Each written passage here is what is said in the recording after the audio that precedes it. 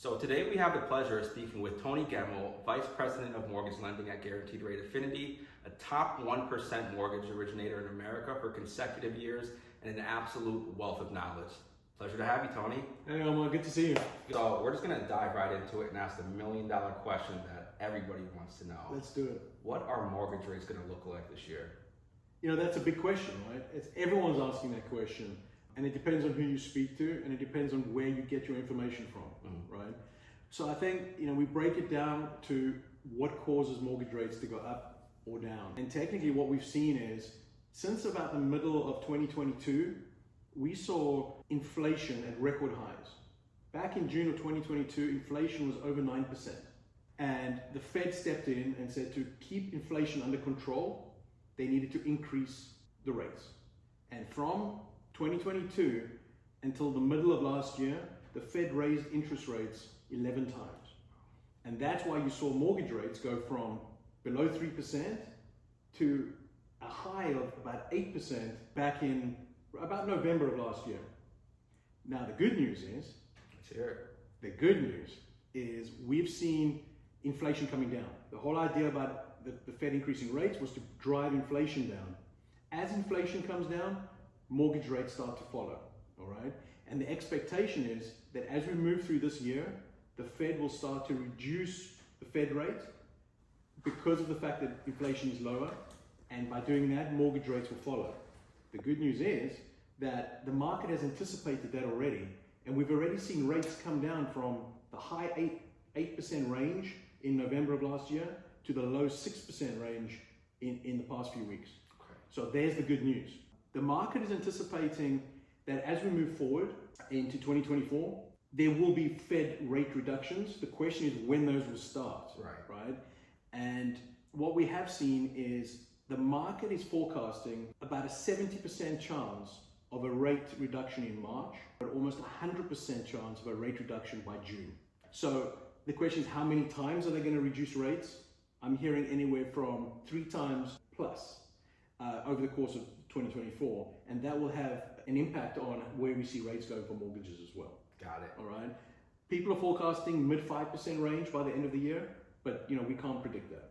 So we all experienced how the higher interest rates this past year has slowed down the housing market.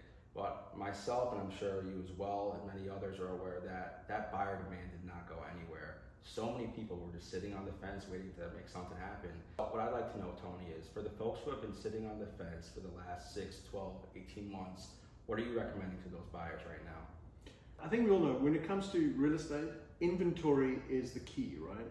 If you have properties to sell at the right price, buyers will buy them. What we've seen in the past 12 months is that there's a lack of inventory. There's not enough homes out there for all the buyers that are ready, willing, and able to buy, all right? And because there's not enough inventory, prices have gone up. And buyers are on the fence thinking either prices need to come down or interest rates need to come down to make it worth their while to get back in. And to put it into perspective, if you go back 10 years, to say 2013, at any time there were about 2.25 million properties available for sale around the country. Currently, there's about 1 million properties available for sale. So what we're saying is 10 years later, we have half the number of properties available for sale, all right? And that's what's driving the prices up, right? And there's a point where buyers just cannot afford what the prices are based on interest rates and the price of homes, all right? And once you reach an equilibrium where there's enough homes for all the buyers, then prices will stabilize. And then when interest rates come down, even more buyers will come to the party, right? And will start to buy. Right. The challenge you have is the more buyers that come, the higher those prices are going to go. So when interest rates come down and those buyers come and want to buy homes, you may have a multiple offer situation again. So what we're talking to our buyers about right now is saying, if you love the home and you can afford the home today at the current rate, now's your opportunity to negotiate. Now is your opportunity to go to the seller, make an offer, and buy the home. When interest rates drop in the future, then you benefit from a lower interest rate, so a lower monthly cost, but you've locked in your original purchase price, right? Right.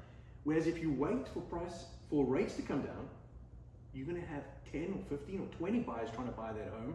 You don't have the negotiating ability. Exactly. But now is an opportunity that we're seeing where buyers may be able to still negotiate something with the seller. Sellers may be a little bit flexible because some of these homes have been sitting on the market for longer than others, right? Absolutely. And there could be an opportunity now for those buyers to secure some better deal than what they made when rates are really low. Because when rates drop, and if rates go to the fives, you're going to see thousands of people back in the market trying to buy homes, and there's not enough inventory right now. Right. What you have as well, the reason you don't have a lot of properties available for sale is that sellers are locked into what their rates were, from when they refinanced in 21 and 22, and they don't want to buy a new home at a higher interest rate. But once rates tick down, those sellers are going to put their homes on the market, and they're going to be looking for homes as well. So now you're going to be competing not only with the buyers, you're going to be competing with the sellers who need to buy another home also.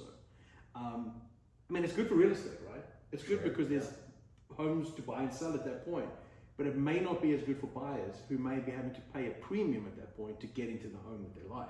And now that we're touching on affordability, that actually brings me to my next question. Well, not question, something that I would like you to shed light on for some of the audience. It's a tool that I personally use for both buyers and sellers. It can be beneficial for 2-1 buy downs. Talk to me. Wow. So there's a lot about it, right? Not all lenders offer it, but this is just a high level explanation of what it is. Let's assume rates today, and let's just use a scenario, because not everyone qualifies for all programs, and not everyone qualifies for all the same interest rate, right? So let's just use a scenario of $1 million purchase. Let's just assume a 25% down payment, so a $750,000 loan, based on somebody with a good credit score. They may qualify today at about 6.35%, right? Which is a lot lower than the 8% a few months ago. That's right. So assuming they qualify for 6.35, they can approach the seller, and as part of the offer on the home, they can ask the seller to give them a credit of just under $17,000, and that would allow them to get the interest rate, instead of at 6.35, all the way down to 4.35. See, that's really a remarkable savings. That saving is about $930 a month for the first 12 months, right? Now, it is a 2-1 buy down that we're talking about, which means we reduce the interest rate 2% in year 1 from what the current rate is, and 1% in year 2, all right? So technically you can save about $930 a month in year 1. That's per month, right? Yeah. And then in year 2, it's about $470 they're saving, all right? The idea behind it is it's a lower monthly cost for the first 2 years of ownership, in the hope that interest rates will come down over the next 2 years, and boom, we refinance it, right? So we refinance the mortgage at that point to whatever the low rate is at that point, and then they get the benefit again of having a lower interest rate for the life of the loan. Right. So not everyone understands it, but people that are using it get it, and it makes a lot of financial sense to a buyer not having to pay 6.35 and being able to get that home at 4.35 today, right? Now this is interesting, right? If you look at new construction, like new developments out there around the country, 62% of all new construction homes right now are being sold either with a temporary buy down or a fixed rate buy down for the life of the loan. The builders are building homes at the moment, all right? I've seen some interviews recently with some of the biggest home builders in the country, and according to them, the more homes they can build, the more homes they can sell, all right? Which goes against the idea of when interest rates are higher, they sell less homes. In their case, what they're doing is they're using temporary interest rate buy downs, and they're selling homes as quickly as they can build them. As an industry, we're expecting that property prices nationally across the United States will increase between 4.5% to 5% this year.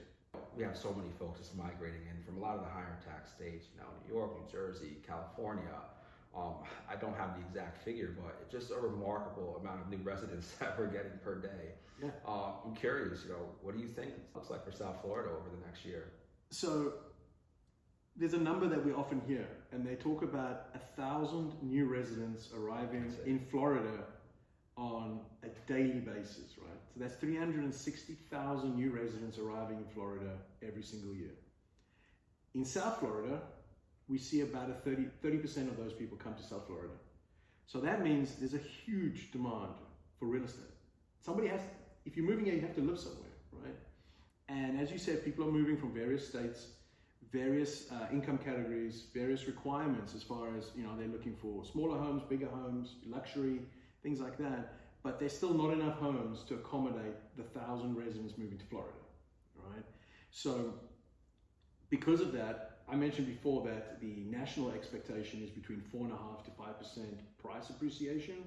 We think in South Florida specifically, we're going to see a much higher increase in prices. I won't put a number to it because I don't want to forecast it, but it's definitely higher.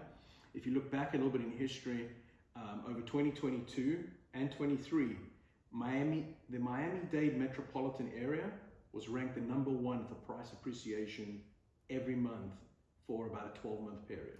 And that was a result of not enough inventory and a high demand. And the demand hasn't gone away, like we said. So the expectations will continue to see that kind of price appreciation as we move forward. Tony, can't thank you enough. That was a ton of great information. For all of your mortgage lending needs, you can get in touch with Tony down in the description. Thanks again, Tony. Omar, great to see you.